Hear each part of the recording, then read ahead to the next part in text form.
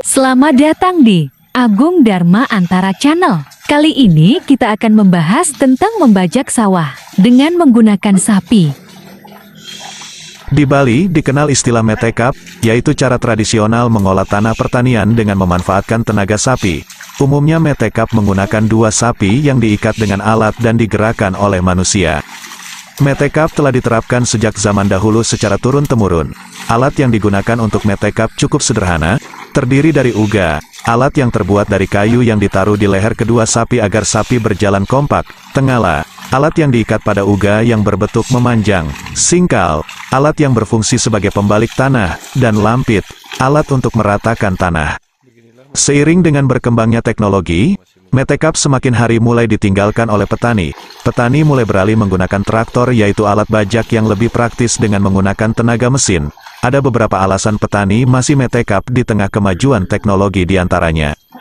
Dapat menjangkau lahan yang sulit. Peralatan metekap dapat menjangkau petakan sawah yang tidak dapat dijangkau oleh traktor. Apabila menggunakan traktor harus didukung lokasi yang baik dan ada jalan menuju lokasi. Selain itu traktor tidak mampu melewati sungai atau daerah berbukit.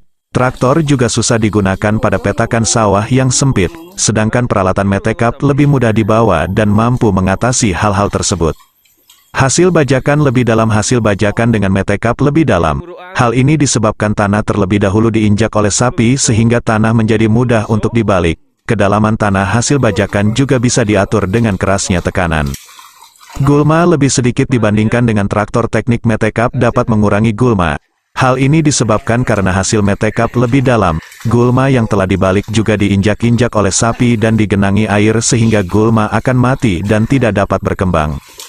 Tanah lebih gembur dan rata. Membajak tanah dengan metekap dapat mengurangi gumpalan tanah sebab penghancuran tanah dibantu dengan injakan sapi.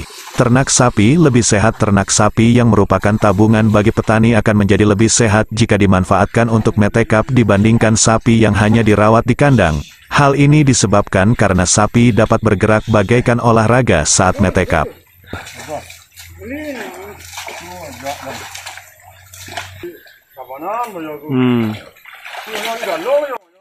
Udah lu?